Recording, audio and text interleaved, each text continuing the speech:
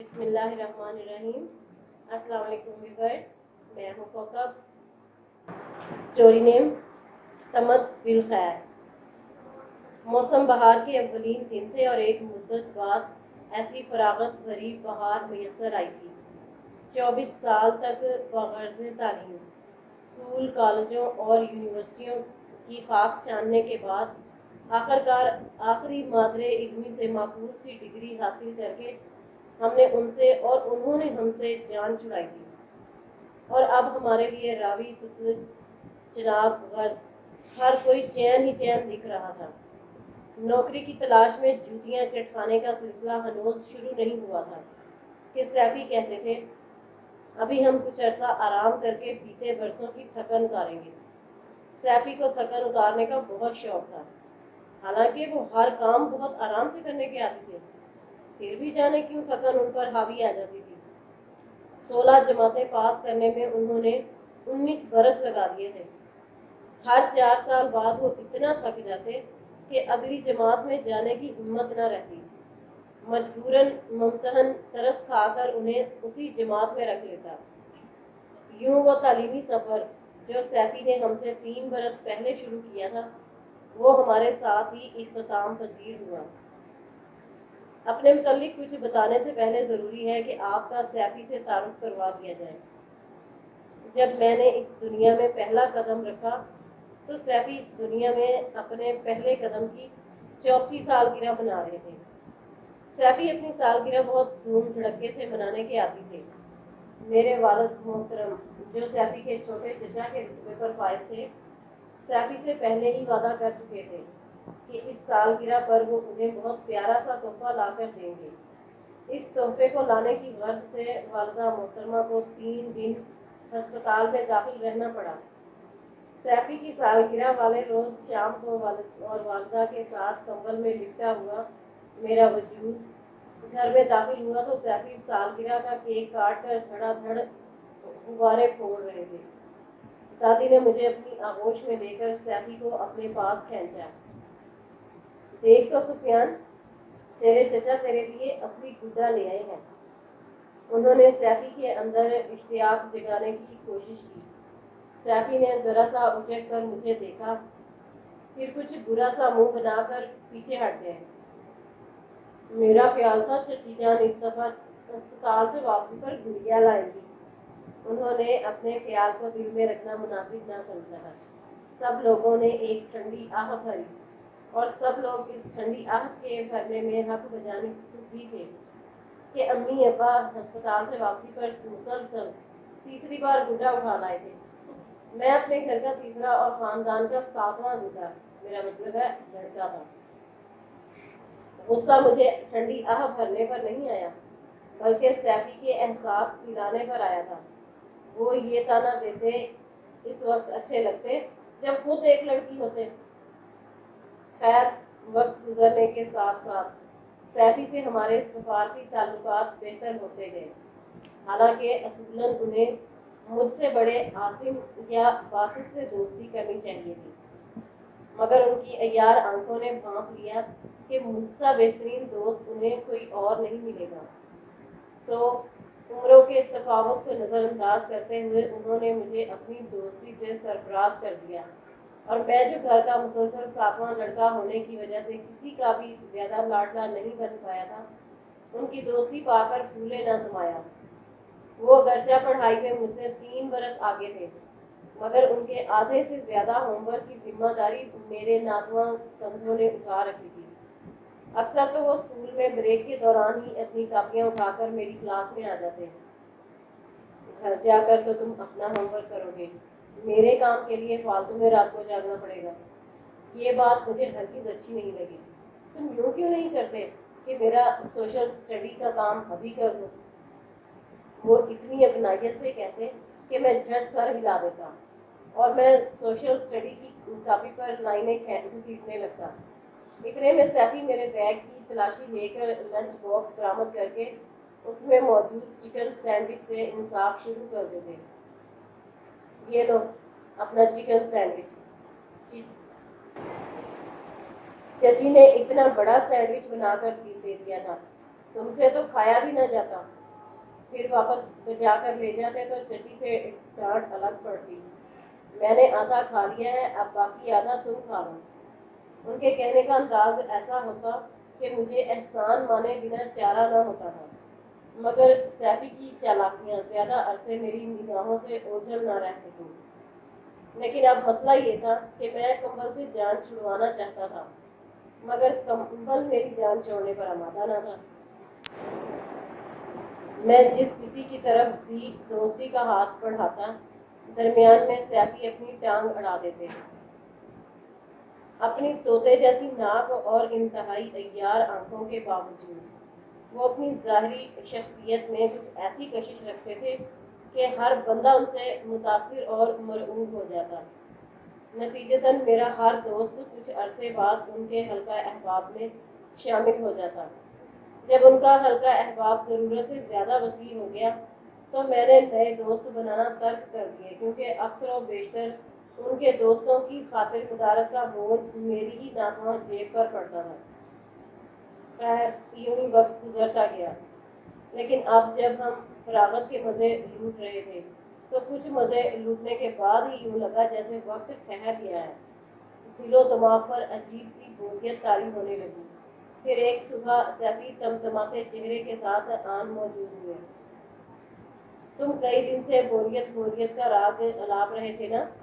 میرے ذہن میں ایک خیال آیا ہے، کیوں نہ ہم کچھ دنوں کے لیے نواب بہادر علی خان کی جاگیر پر جا کر وقت گزاریں۔ انہوں نے پرجوش انداز میں اپنا آئیڈیا پیش کیا۔ کون نواب بہادر علی خان؟ کیسی جاگیر؟ اور ہم کیوں جانے لگے وہاں؟ ہم نے ان کے جوش و خروش کو نظر انداز کرتے ہوئے اچنبے سے دریافت کیا۔ ارے تمہیں یاد نہیں، وہ دادا جان کے بھائی کے بیٹے کے صاحبزادے ہیں۔ دادا جان اپنی زندگی میں ان لوگوں کا کتنا تو ذکر کرتے تھے۔ سیفی نے ہمیں یاد دلانا چاہا۔ اوفو، آپ رشتوں کو چنگم کی طرح کھینچ کیوں لیتے ہیں؟ آپ یوں بھی کہہ سکتے تھے کہ وہ دادا جان کے بھائی کے پوتے ہیں۔ ہم نے اکتاہٹ سے ان کی بات کاٹی۔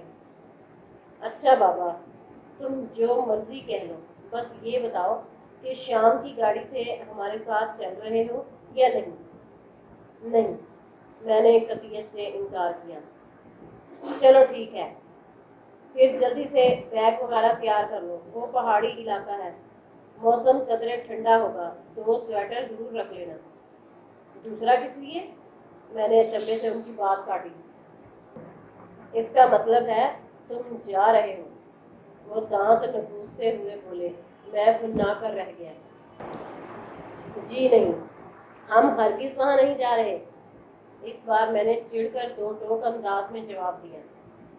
سچ تو یہ تھا کہ سیفی کی زبردستی اور دھونس اب ہمیں قطعی بھلی نہ لگتی تھی۔ سیفی ہمارے پورے جواب پر منہ لٹکا کر چلے گئے، لیکن شام کو جب ہم ٹینس کھیل کر کلب سے واپس گھر لوٹے تو ہماری الماری کسی نے بری طرح پرولی ہوئی تھی۔ پوچھنے پر معلوم ہوا کہ سیفی ہمارے بہترین سوٹ سویت ٹائیوں کے ہمارے ہی بیگ میں ڈال کر اسٹیشن روانہ ہو چکے ہیں۔ وہ ہمیشہ یوں ہی کرتے تھے، ہمارے خریدے ہوئے سامان کو بہت مزے سے برت کر اپنی ٹور بناتے تھے۔ غصہ تو ہمیں بہت آیا، لیکن پھر خستم جہاں پاک کہتے ہوئے سکون کا سانس لیا۔ سیفی کی زبردستی کی سنگت سے چند روز الگ گزارنے کا خیال ہی بہت سکون افزا تھا، ورنہ وہ ہمارے ہر معاملے میں دخیل ہونا اپنا حق سمجھتے تھے۔ لیکن پھر غیر محسوس طریقے سے ہم سیفی کو یاد کرنے لگے۔ سچ تو یہ تھا کہ ہم ان کے اتنے عادی ہو چکے تھے کہ اب ان کے بنا وقت گزارنا مشکل کام لگنے لگا تھا۔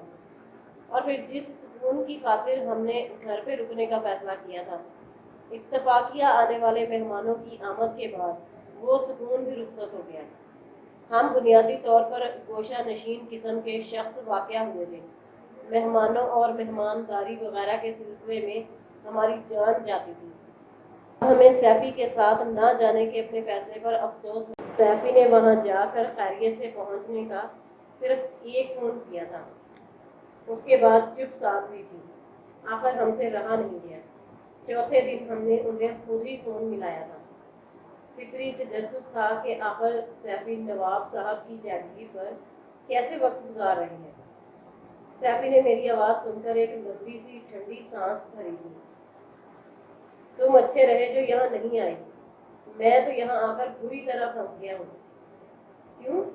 क्या नवाब चचा की जागीर पसंद नहीं आई? हमने हैरत से दरियाफ्त किया। कैसी जागीर? कहाँ की जागीर? नवाब चचा की जागीर महज उनकी एक बेगम, 2 बच्चों, 3 हिरनों और 4 कुत्तों पर मुश्तमिल है। और एक बेगम को छोड़कर बाकी सारी जागीर का इंतजाम हमारे नातवा कंधों ने संभाल रखा है। उन्होंने दुखड़ा रोया था। क्या मतलब? आखिर नवाब चचा कहाँ गए? हमें सैफी की बात सुनकर हैरत हुई थी। नवाब चचा अपनी बेगम के पीछे पीछे गए हैं। उन्होंने एक और ठंडी आह भरी। और बेगम कहाँ गई? हमने मजीद हैरत से अगला सवाल किया। अब हम तुम्हें क्या बताएं? नवाब चचा ने उधेड़ उम्री में जाकर ब्याह रचाया। बेगम माशाल्लाह जवान है, दोनों की उम्रों में तो काफ़ी फ़र्क है। मिजाजों में भी ज़मीन आसमान का फ़र्क है। बस छोटी छोटी बातों पर बेगम साहिबा का पारा चढ़ जाता है और वो नाराज़ होकर मेके का रुख कर लेती है। बेचारे नवाब चचा उन्हें मनाने के लिए पीछे पीछे दौड़े जाते हैं। जिस दिन हम यहाँ पहुँचे बस उसी सुबह बेगम साहिबा रूठ कर मेके चली गई। दोपहर को नवाब साहब बच्चों समेत सारी जिम्मेदारी हमें सौंप कर उनके पीछे रवाना हो गए। इधर उनका रूठना मनाना ही खत्म नहीं हो रहा और यहाँ हम घर बार संभालने में बुरी तरह हलकान हो रहे हैं। अव्वल दर्जे के शरारती बच्चे हैं नवाब चचा के। हमें तिगनी का नाच नचा कर रख दिया है और रात तो फिर भी सुकून से गुजरती है, लेकिन दिन खुदा की पनाह, सारा दिन अख्तर शुमारी की नज़र हो जाता है। सैफी ने कहा तो हमें बेअख्तियार उन पर तरस आ गया। उनकी उर्दू इतनी कमज़ोर तो ना थी, लेकिन बेचारे वहाँ जाकर चकरा कर रह गए हैं। हमने उनकी तस्दीक करना चाहिए कि अख्तर शुमारी रात को मुमकिन होती है, लेकिन अगले ही पल उन्होंने जुमला मुकम्मल करके हमारी गलतफहमी दूर कर दी। सुबह 7 बजे अख्तर नामी वाला दूध देने आता है। 7:45 बजे एक और अख्तर कूड़े का ड्रम लेने के लिए दरवाज़ा बजाता है। अखबार देने वाला अख्तर ठीक 8:15 बजे आता है। उसके बाद आखिरी अख्तर का इंतज़ार शाम तक के लिए मौकूफ हो जाता है। आखिरी अख्तर शाम 5 बजे मुन्ने की पियानो की क्लास लेने आता है। उन्होंने सूरत हाल की वजाहत की थी। तो आप भाड़ में डालते सारी मुरव्वत और लिहाज। नवाब साहब को फ़ोन पर बता दीजिए कि वो घर आए या ना आए। आप पहली गाड़ी से घर वापस जा रही हैं। सैफी की हालत पर तरस खाते हुए हमने उन्हें मशवरा दिया था। नहीं, खैर अब इतना भी बेमुरव्वत नहीं हूँ, कुछ दिन और इंतज़ार कर लेता हूँ। नवाब चचा की भी मजबूरी है। अब उन्हें अपनी साली साहिबा की निस्बत तय होने तक वहीं रुकना है।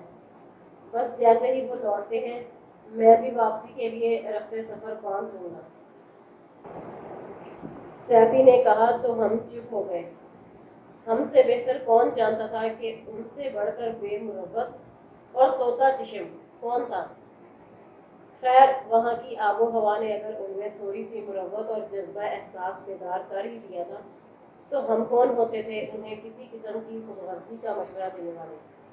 तो नेक तमन्नाओं का इजहार करके राब्ता मुनक़ता कर दिया, लेकिन चश्मे तसव्वुर से सैफी की हालत का मुशाहिदा किया तो उन पर बेपनाह तरस आया। बेचारे अपनी बोरियत दूर करने गए थे और वहाँ जाकर फंस कर रह गए थे।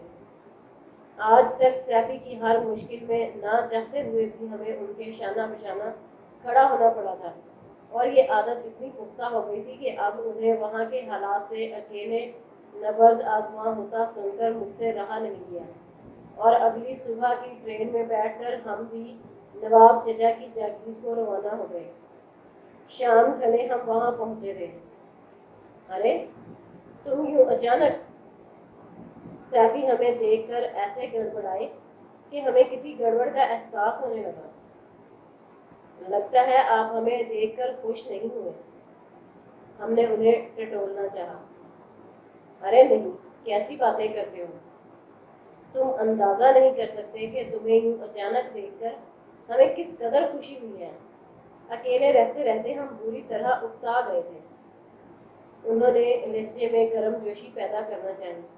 یہ اور بات کہ ان کے چہرے کے تاثرات ان کے لہجے سے مطابقت نہ رکھتے تھے، لیکن ہم اتنا تھک چکے تھے کہ ان کے لہجے اور تاثرات پر غور کرنے کی بجائے آرام کرنے کو ترجیح دی، اور لمبی تان کر جو سوئے تو صبح تڑکے ہی آنکھ کھلی۔ نواب صاحب کے دونوں صاحبزادے، جنہیں سیفی نے ننھے شیطانوں کا نام دے رکھا تھا، ہم سے بڑی تمیز سے ملے، اور ہمیں تو دونوں بچے بہت معصوم اور پیارے لگے۔ ناشتے کا مینو زبردست تھا، اور ناشتے کے بعد دونوں بچے ہمیں علاقے کی سیر کروانے لے گئے۔ آس پاس کا علاقہ قدرتی حسن کا شاہکار تھا۔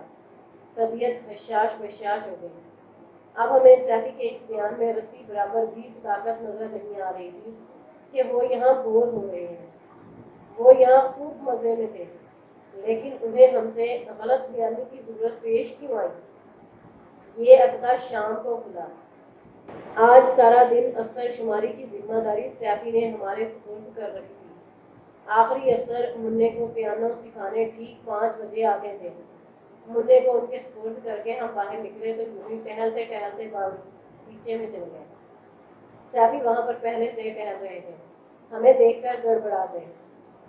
کتنے مچھر ہیں یہاں، چلو اندر ہی چلتے ہیں، انہوں نے نادیدہ مچھروں کو ہاتھ سے بھگاتے ہوئے کہا، اور اتنے میں ہی نواب صاحب کے چھوٹے صاحبزادے ایک دوشیزہ کی انگلی پکڑ کر خرامہ تشریف لے آئے۔ سیفی اور دوشیزہ میں آداب و تسلیمات کا تبادلہ ہوا۔ آپ لوگوں کا آج کیا پروگرام ہے؟ پہلے آپ لوگ باتیں کریں گے اور بعد میں مس مجھے پڑھائیں گی، یا پہلے مس مجھے پڑھائیں گی اور بعد میں آپ لوگ بیٹھ کر باتیں کریں گے؟ گبلو نے بڑی متانت سے دریافت کیا۔ سیفی گڑبڑا کر رہ گئے۔ شریف کہیں کا، پڑھائی سے جان چھڑا کر بھاگنا چاہتا ہے، جاؤ جا کر کتابیں لے آؤ۔ سیفی نے ہولے سے ان کا کان مروڑا تھا۔ وہ سیفی پر ایک تیکھی ناراض نگاہ ڈال کر اندر کتابیں لینے چلا گیا، اور تب سیفی کو ہمارے تعارف کا خیال آیا۔ یہ ببلو کی ٹیچر مس صوفیہ ہے، اسے میتھس پڑھاتی ہیں۔ مس صوفیہ نے ایک مختصر سی مسکراہٹ میری جانب اچھالی تھی۔ اور مس صوفیہ، یہ آفاق ہے، ہمارے چچا زاد بھائی۔ بہت خوشی ہوئی آپ سے مل کر۔ مس صوفیہ نے رسمی جملہ بولا جو اکثر ایسے موقعوں پر بولا جاتا ہے۔ ہم بھی خندہ پیشانی سے مسکرا دیے، البتہ دل ہی دل میں سیفی پر خوب تاؤ آ رہا تھا۔ کیا خوبصورت مصروفیت ڈھونڈ رکھی تھی سیفی نے نواب صاحب کے گھر میں، اور نے اتنے کے منہ سے بھاپ تک نہیں نکالی تھی۔ یہ ببلو کہاں رہ گیا، ذرا دیکھنا جا کر۔ سیفی نے تعارف کے مرحلے تک تو ہمیں برداشت کر لیا تھا، لیکن اب صاف ظاہر تھا کہ ہمیں منظر سے ہٹانا چاہ رہے تھے۔ اتنے میں ہی ببلو بستہ سنبھالے خرامہ تشریف لے آئے۔ مس صوفیہ پہلے ہی بیچ کی کرسی سنبھال چکی تھی۔ دوسری کرسی پر ببلو میاں دھپ سے بیٹھ گئے۔ باقی بچی ایک کرسی، اس پر سیفی برا جمان ہو گئے۔ آج ذرا اس ببلو کے کان کھینچیے گا، پڑھائی پر بالکل توجہ نہیں دیتا۔ نواب صاحب کا کل بھی فون آیا تھا، اسی کے متعلق زیادہ فکر مند ہو رہے تھے۔ سیفی نے مس صوفیہ کو مخاطب کیا۔ ہاں، یہ واقعی بہت نکما ہو گیا ہے۔ پرسوں میں نے اسے تقسیم کا قاعدہ سمجھایا، اور کل اس نے تقسیم کے سارے سوال غلط کر رکھے تھے۔ وہ مجھے سفیان بھائی نے کروائے تھے، ببلو نے بلبلا کر وضاحت دی۔ وہ دراصل لائٹ گئی ہوئی تھی، لیمپ کی روشنی میں رقمیں صحیح نظر نہیں آئیں، اور شاید میں نے اینک بھی نہیں لگائی ہوئی تھی۔ سیفی نے کسیا کر وضاحت دی۔ آج تو آپ نے اینک لگائی ہوئی ہے نا، اور ابھی دن کی روشنی بھی باقی ہے۔ آج ببلو کے ساتھ آپ بھی ریاضی سمجھیں گے۔ مس صوفیہ نے انہیں شوخی سے مخاطب کیا۔ ضرور ضرور۔ सैफी ने सर तस्लीम खम किया और हम जो अभी तक बेवकूफ़ों की तरह मुंह उठाए खड़े थे, एकदम अपनी नामुनासिब पोजीशन का ख्याल आया। मिस सोफिया से तो तारुफ हुए देर ही कितनी हुई थी। सैफी ने भी हमें कतन नज़रअंदाज कर दिया था। ये उनकी पुरानी आदत थी। हम गुस्से के घूंट पीते अंदर चले गए। ऐसे तोता चिशम और बेमुरब्बत दोस्त की तन्हाई का ख्याल करके हम दौड़े दौड़े यहाँ चले आए थे। गुस्सा हमें सैफी से ज्यादा खुद पर आ रहा था। बबलू साहब तो थोड़ी देर में पढ़कर वापस आ गए थे। अलबत्ता सैफी और मिस सोफिया शाम ढलने तक वहां बैठे रहे। घड़ियाल ने 7 बजाए तो सैफी ने अंदर आकर झांका। हम मिस सोफिया को उनके घर छोड़ने जा रहे हैं। तुम खाने पर हमारा इंतजार मत करना, हो सकता है हमें कुछ देर हो जाए। वो कहकर फिर गायब हो गए। भाड़ में जाएं आप और आपकी मिस सोफिया। हम सिर्फ दांत कचकचा कर रह गए और रात को सैफी देर से ही लौटे थे। हम उनके आने पर जाग रहे थे मगर फिर भी सोते बन गए। जानते थे कि इस वक्त उन्हें अपने ताज़ा तरीन अफेयर की तफसीलात बताने की बेचैनी हो रही होगी। सैफी की यह पुरानी आदत थी। अपने हर अफेयर को वो हफ्तल अमकान मुझसे छुपाने की कोशिश करते। शायद वो समझते थे कि मैं उनसे कम उम्र और ज़्यादा स्मार्ट हूँ, इसीलिए वो मुझसे कुछ खायफ रहते थे। लेकिन सच तो ये था कि मैं अपनी स्मार्टनेस के बावजूद लड़कियों को इतना मुतासिर नहीं कर पाता था जितना सैफी अपनी चर्ब जुबानी से कर लेते थे। और जब सैफी समझते थे कि लड़कियां उनकी शख्सियत के सहर में पूरी तरह गिरफ्तार हो गई हैं, तब वो मुझे शुरू से आखिर तक सारी तफसील मज़े ले लेकर बताते और जलाते कुलसाते। और आज मेरा जलने कलसने का बिल्कुल मूड नहीं हो रहा था। इसलिए उनके शाना हिलाकर मुझे जगाने की कोशिश के बावजूद मैं करवट बदलकर सोता बन गया। सुबह मेरी आंख बहुत जल्दी खुल गई थी। सैफी घोड़े बेचकर सो रहे थे। आज मेरा अख्तर शुमारी का कोई इरादा न था। सैफी की जिम्मेदारियां उन्हीं को मुबारक। मैंने सोए हुए सैफी पर एक निगाह डाली और जबरदस्त कसकर बाहर निकल आया। लेकिन शो में किस्मत, घर से निकलते ही हमारा पहला सामना आखिरी अख्तर से हो गया। मेरा मतलब है पियानो सिखाने वाले अख्तर जॉगिंग ट्रैक पर हमसे टकरा गए। वो 27-28 बरस के नौजवान थे। दराज कद, गंदमी रंगत और गुलाबी आंखें।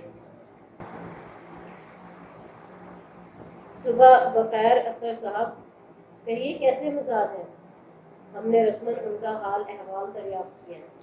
अच्छा हूँ, उन्होंने भी मुस्कुराकर जवाब दिया, लेकिन इस मुस्कुराहट में अजीब सी उदासी झलक रही थी।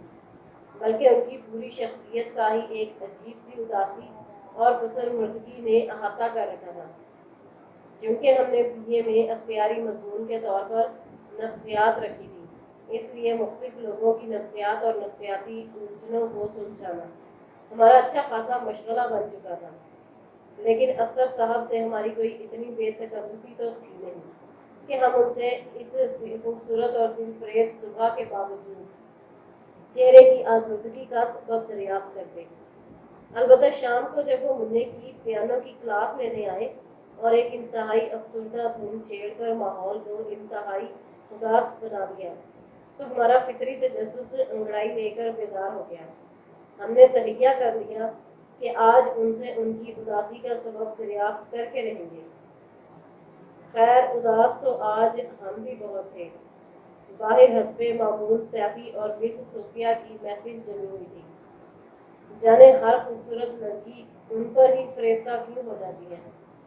ये फरेफ्तगी ही हमारी दिल गिरफ्तगी का बायस थी। ऊपर से अख्तर साहब की माहिराना उंगलियां पियानो से रंजो अलम का ऐसा नगमा तख्लीक करने में मसरूफ थी कि पूरे माहौल को सोदवारी ने अपनी लपेट में ले लिया। पियानो की क्लास लेकर अख्तर साहब अपना बोझ कंधे पर डालकर आहिस्ता रवि से जाने लगे, तो हमने उन्हें रोक लिया। फिटलर चाय लेकर आ रहा है अख्तर साहब, चाय पीकर जाइएगा। नवाजिश, लेकिन हम पहले ही सोखता जिगर लिए घूम रहे हैं। اس لیے گرم چائے سے اجتناب ہی کرتے ہیں۔ وہ شائستگی سے معذرت کرتے ہوئے چلے گئے۔ ہم ان کی شخصیت کے اصرار میں کھو سے گئے۔ اتنے میں بٹلر چائے لے آیا تھا۔ چلے گئے نا اختر میاں؟ مجھے پہلے ہی پتا تھا۔ ادھیڑ عمر بٹلر چائے کی ٹرے میز پر سجاتے ہوئے تعصب سے بولے، اختر صاحب پیانو بہت اچھا بجاتے ہیں، لیکن جانے کیوں اتنی اداس دھنیں تخلیق کرتے ہیں۔ میں نے خود کلامی کی۔ محبت کا روگ لگا بیٹھے ہیں اختر میاں، دکھے دل سے ساتھ جائیں گے تو ایسی ہی دھنیں نکلیں گی۔ ہمیں بھی شک تھا کہ یہ محبت میں ناکامی والا ہی معاملہ ہوگا۔ اپنے اندازے کی درستی پر میرے ہونٹوں پر مسکراہٹ دوڑ گئی تھی۔ بعض لوگوں کے ہاتھوں میں محبت کی لکیر ہی نہیں ہوتی۔ اختر میاں بھی ایسے ہی شخص ہیں۔ بٹلر نے گہری سانس لیتے ہوئے خود کلامی کی۔ آپ کیا جانتے ہیں اختر صاحب کے متعلق؟ ہمیں فطری تجسس ہوا۔ کیا بتائیں میاں؟ بہت بھلے مانس شخص ہے اختر احمد، نیک طبیعت، شریف النفس اور خاموش طبع۔ بھری دنیا میں بالکل اکیلے ہیں۔ والدین بچپن میں ایک حادثے میں جدا ہو گئے، لیکن اتنے دکھوں نے اختر میاں کا دل اداس کر دیا۔ ایسے شخص کا ساتھ ٹھکرا کر صوفیہ بی بی پچھتائیں گی۔ یہ تو ان کا دامن محبتوں سے بھر دیتے۔ ایسے پرخلوص، نیک دل اور بے ریا آدمی اب کہاں پائے جاتے ہیں؟ کون؟ صوفیہ بی بی؟ ہم نے بٹلر کی بات تیزی سے کاٹی۔ وہ جواباً ہماری لا علمی پر تنزیہ سے انداز میں مسکرائے۔ صوفیہ بی بی جو اپنے ببلو میاں کو ریاضی پڑھاتی ہیں، اختر میاں کی کزن ہے۔ اختر میاں انہی کے ہاں پل بڑھ کر جوان ہوئے۔ بیچارے کب سے صوفیہ بی بی کی خاموش محبت سینے میں چھپائے اظہار کے لیے مناسب وقت کا انتظار کرتے رہے، اور کوئی دوسرا موقع سے فائدہ اٹھا گیا۔ بٹلر عبدالکریم کا لہجہ طنز اور تلخی سے بھرپور تھا۔ ہم قصوروار نہ ہوتے ہوئے بھی چور سے بن گئے۔ کہیں آپ کا اشارہ سیفی کی جانب تو نہیں؟ ہم نے دبے دبے ہمارا مذاق اڑایا تھا۔ ہم نے تو مس صوفیہ کو غور سے دیکھا ہے، لیکن شاید آپ نے زہرہ جبیں کو نہیں دیکھا۔ آپ انہیں دیکھتے تو پتہ چلتا کہ حسن کس چڑیا کا نام ہے، اور واقعی حسین شخصیت کہلانے کا مستحق ہے۔ کون زہرہ جبیں؟ سیفی کے کان یک دم کھڑے ہوئے تھے۔ زہرہ جبیں سولت پھپھو کی نند کی صاحبزادی۔ لیکن آپ کو وہ کہاں یاد ہوگی؟ آپ نے تو شاید انہیں ایک آدھ بار بچپن میں ہی دیکھا ہوگا۔ تو تم نے کب اور کہاں دیکھ لیا؟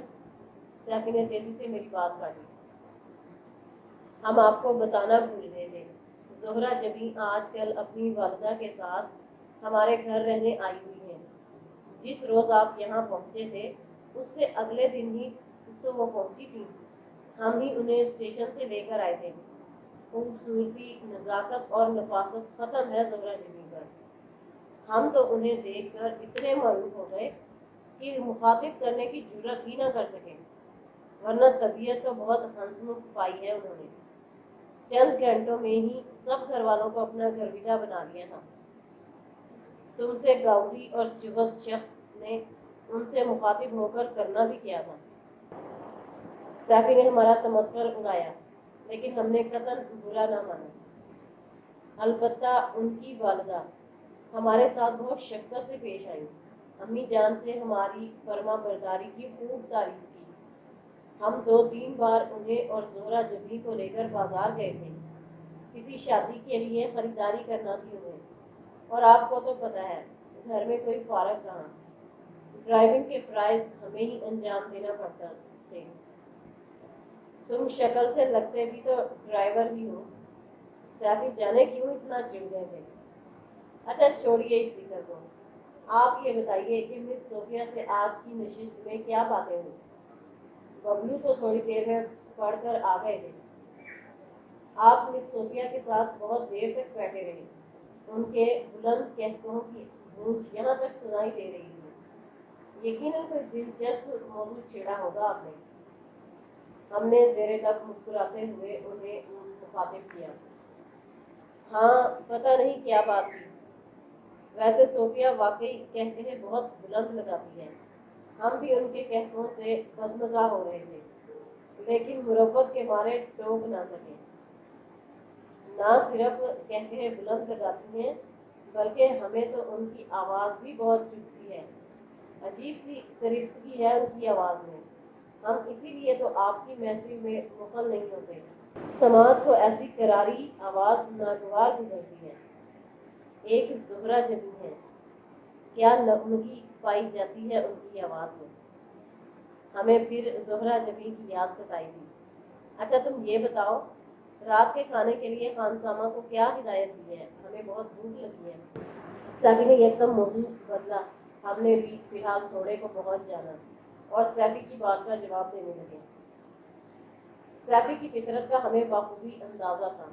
انہوں نے بہت ہرجائی طبیعت پائی تھی اور ہمیں ان کی اسی فطرت کا فائدہ اٹھانا تھا۔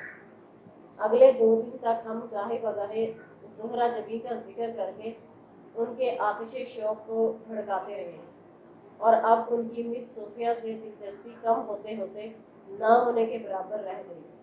لیکن اب مسئلہ یہ تھا کہ وہ کمبل چھوڑنا چاہتے تھے مگر کمبل انہیں چھوڑنے پر تیار نہ تھا۔ انہوں نے کبھی مس صوفیہ کی زلفوں کی تعریف کی تھی اور اب مس صوفیہ انہیں عمر بھر کے لیے اپنی زلفوں کا اسیر بنانا چاہتی تھی۔ چند وعدے جو سیفی انجانے میں ان سے کر بیٹھے تھے اب ان کی جان کا عذاب بن گئے تھے۔ سیفی کی سمجھ میں نہ آ رہا تھا کہ صوفیہ سے جان کیسے چھڑائے۔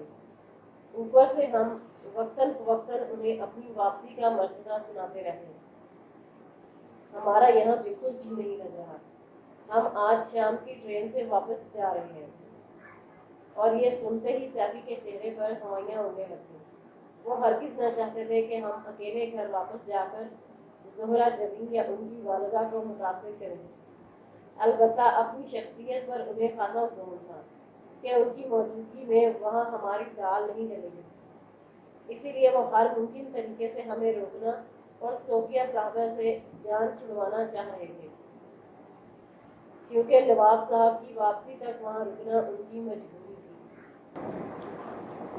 اس ساری صورتحال کا نتیجہ ان پر طاری شدید ترین جھنجھلاہٹ کی صورت میں نکل رہا تھا اور ہم تھے کہ ساری صورتحال سے خوب لطف اٹھا رہے تھے۔ اس روز بھی جب مس صوفیہ ببلو کو پڑھانے آئیں تو سیفی ان سے ملنے کے بجائے اندر ہی بیٹھے رہے۔ ذرا دیر بعد مس صوفیہ ببلو کی معیت میں خرامہ خرامہ اندر تشریف لے آئیں۔ ہم ساتھ والے کمرے میں کھڑکی کے پردے گرا کر بیٹھ گئے تاکہ دونوں کی گفتگو بآسانی سن سکیں۔ ببلو بتا رہا تھا کہ آپ کی طبیعت کچھ ناساز ہے۔ کل بھی آپ ہماری آمد کے باوجود اپنے کمرے سے باہر نہیں نکلے۔ کیا ہوا؟ کیا طبیعت زیادہ ناساز ہے؟ مس صوفیہ نے انتہا درجے کا تفکر چہرے پر طاری کرتے ہوئے پوچھا۔ بس کچھ فلو ہے اور موسمی بخار، سیفی نے نڈھال سے لہجے میں جواب دیا اور پھر ثبوت کے طور پر 3 عدد چھینکیں بھی مار دیں۔ مس صوفیہ نے اپنے ننھے سے پرس میں سے رومال نکال کر انہیں تھمایا جو سیفی نے بادل نخواستہ تھام لیا اور پھر ببلو کو مخاطب کیا۔ تم کہاں کھسک رہے ہو؟ جاؤ اپنا بستہ لے کر آؤ۔ آج اچھی طرح پڑھنا ہے۔ ہم فی الحال دوسرے کمرے میں جا کر آرام کر رہے ہیں۔ رات کو تمہارا ٹیسٹ لیں گے۔ آج اتوار ہے سفیان بھائی، مس صوفیہ صرف آپ کا حال پوچھنے آئی ہے۔ ببلو نے انہیں آگاہ کیا اور مزے سے رفو چکر ہو گئے۔ سیفی انہیں پیچھے سے پکارتے ہی رہ گئے۔ مس صوفیہ انہیں شکوہ گناہ نگاہوں سے گھورنے لگی اور وہ اس گھورنے میں حق بجانب بھی تھی کہ پچھلے 3 دنوں سے سیفی ان سے کنی کترا رہے تھے۔ سیفی کو ان کی نگاہوں کا احساس ہوا تو کچھ شرمندہ سے ہو گئے۔ دیکھیں کیا نالائق لڑکا ہے، فوراً 9-11 ہو گئے۔ انہوں نے کسیانی ہنسی ہنستے ہوئے صوفیہ کو مخاطب کیا۔ وہ اب بھی خاموشی سے انہیں تکیے ہوئے۔ ویسے یہ 9-11 ہی کیوں ہوتے ہیں؟ کبھی یہ سننے میں کیوں نہیں آیا کہ 8 4 11 ہو گیا؟ ان کی خاموشی سے خائف ہو کر سیافی نے بلا وجہ کا نقطہ اٹھایا، کیونکہ 8 4 11 نہیں ہوتے۔ وہ اپنی ننھی سی ناک سکوڑ کر نفوس سے بولی، اوہ سوری، میرا حساب کچھ کمزور ہے۔ ذرا دیر بعد سیفی کی سمجھ میں اپنا ہی جملہ آیا تو مزید شرمندہ ہو گئے، اور حساب میری کمزوری ہے، وہ کچھ خفگی جتاتے ہوئے بولی۔ یعنی آپ کی اور ہماری شادی نہیں ہو سکتی؟ سیفی سے اندرونی خوشی چھپائے نہ چلی۔ دیکھیے، ہونے کو تو ہماری بات چیت بھی نہیں ہو سکتی، مگر ہو رہی ہے۔ یعنی سیفی نے ناک پر پھسلتی اینک کو اپنی جگہ پر جما کر تجاہل عارفانہ اختیار کیا۔ یعنی یہ کہ آپ پہلی فرصت میں اپنے والد صاحب کو یہاں لے کر آئیں اور میرے والد صاحب کے پاس بھیجیں۔ مس صوفیہ نے بھی اب صاف صاف بات کرنے کی ٹھانی تھی۔ سیفی ان سے اتنی دو ٹوک بات کی توقع نہیں کر رہے تھے، اس لیے بوکھلا کر رہ گئے۔ دیکھیں مس صوفیہ، ہم نے دنیا جہان کے معاملات ڈسکس کر لیے، لیکن کچھ اہم باتیں ایسی ہیں جو میں آپ کو ابھی تک نہیں بتا پایا ہوں، اور مجھے لگتا ہے کہ اب میری کسی مذاق میں کی گئی بات کو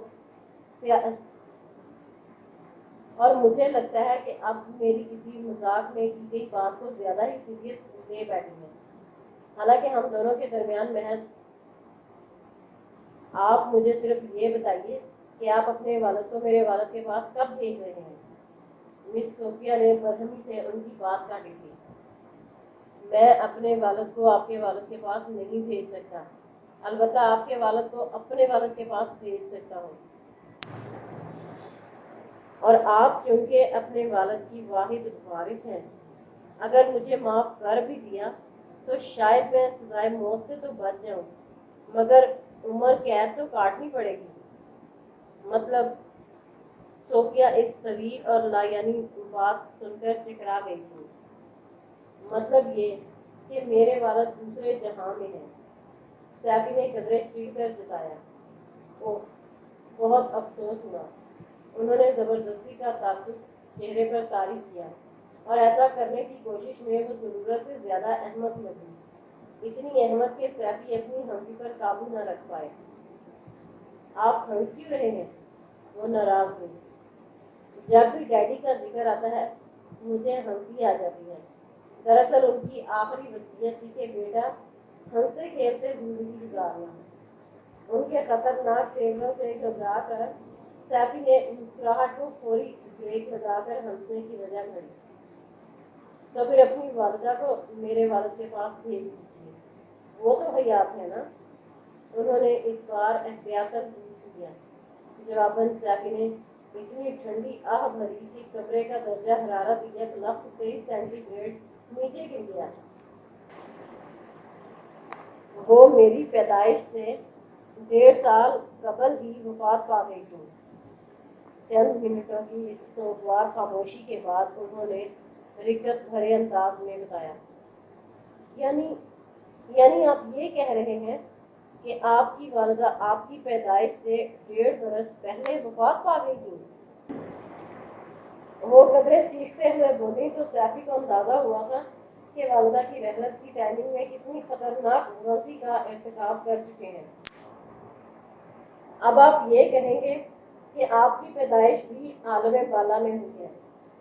براہ کرم یہ بھی بتا دیجیے کہ زمین پر تشریف آوری کیسے ہوئی؟ بارش کے ساتھ ٹپکے یا شہاب ثاقب کی طرح ٹھا کر کے زمین پر گرے؟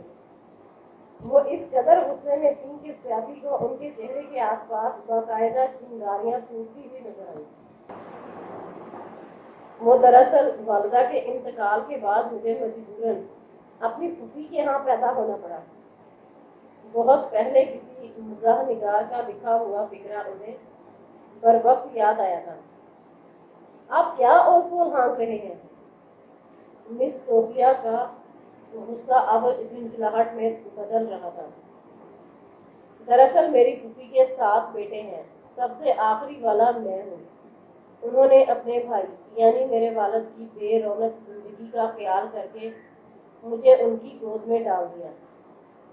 اب سیفی کا اعتماد بحال ہو رہا تھا۔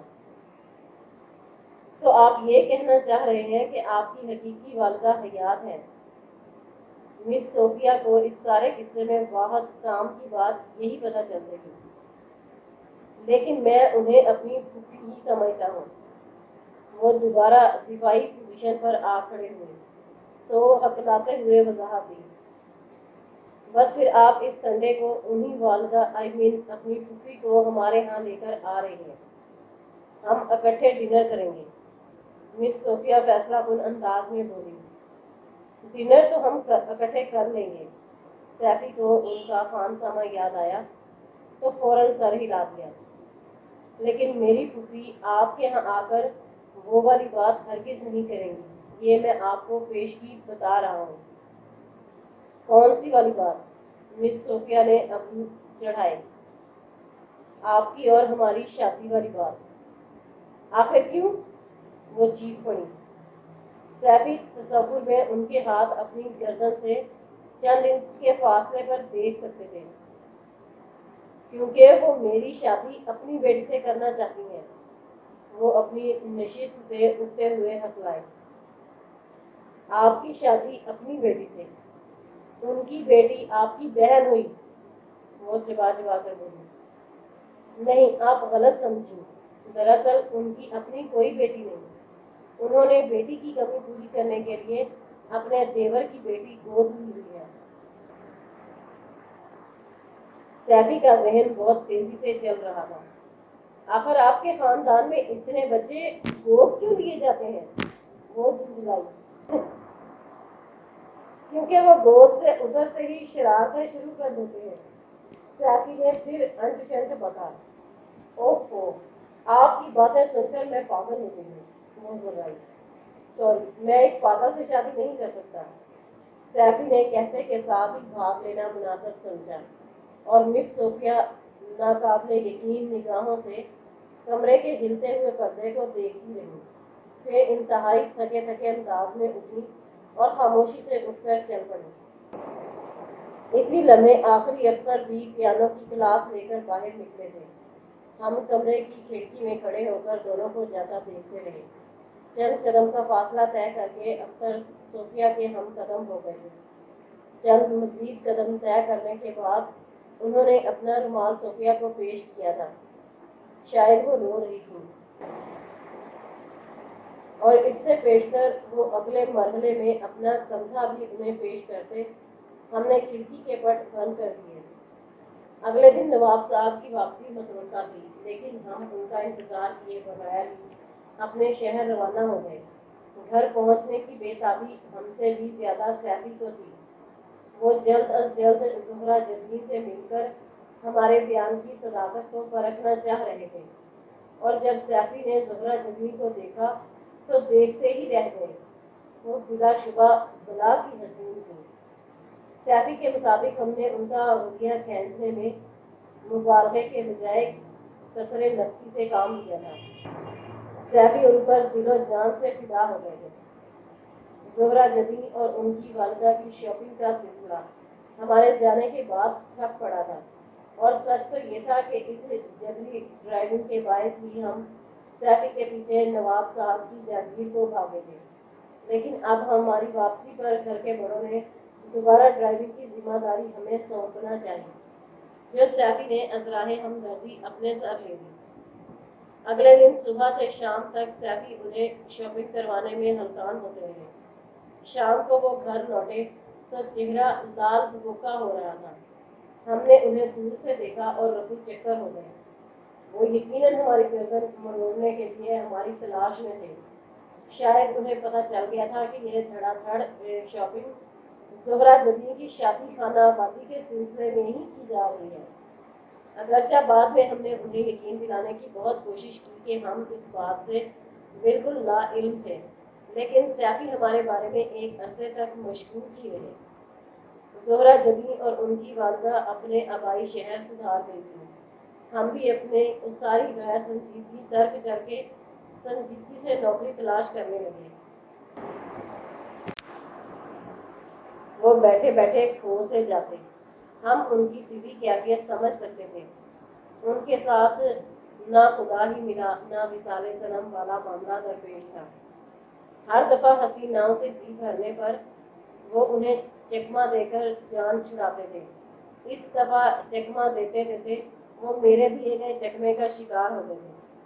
اور ایک شام جب ایک جگہ انٹرویو دے کر ہم گھر لوٹے تو سیفی اپنے کمرے کی بتیاں گل کیے دروازہ بھیڑے بیٹھے تھے۔ گھر والوں نے بتایا کہ ڈاکیا تو ایک چٹھی دے گیا ہے، جب سے سیفی کمرے میں ہی بند ہے۔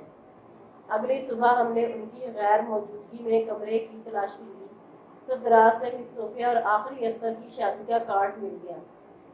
ہم کارڈ واپس رکھنے ہی لگے تھے کہ مس صوفیہ کے دیے گئے رومال پر نظر پڑ گئی۔ اس رنگین رومال پر جا بجا آنسوؤں کے نشانات تھے۔ ہم اپنی جگہ ساکت رہ گئے۔ کیا اتنا وقت گزرنے کے بعد سیفی مس صوفیہ کی محبت میں مبتلا ہو گئے تھے؟ یقین نہ آتا تھا، مگر کرائم یہی بتا رہے تھے۔ ہمیں دکھ تو ہوا کیونکہ سیفی سے اس درجے حساسیت کی ہمیں ہرگز توقع نہ تھی، لیکن ہمیں کبھی امید ہے کہ سیفی بہت جلد اپنے آپ کو سنبھال لیں گے، بس کسی اور اچھے سے چہرے کے ملنے کی دیر ہے۔ ہمیں اپنے دوست کی وقتی افسردگی اور بزرگمردگی پر افسوس تو ضرور ہے، لیکن اس کہانی میں اپنے ادا کیے ہوئے کردار پر کسی قسم کا کوئی پچھتاوا نہیں۔ ہماری نظر میں یہ ہر لحاظ سے ایک بہترین اختتام ہے۔ کیا آپ ایسا نہیں سمجھتے؟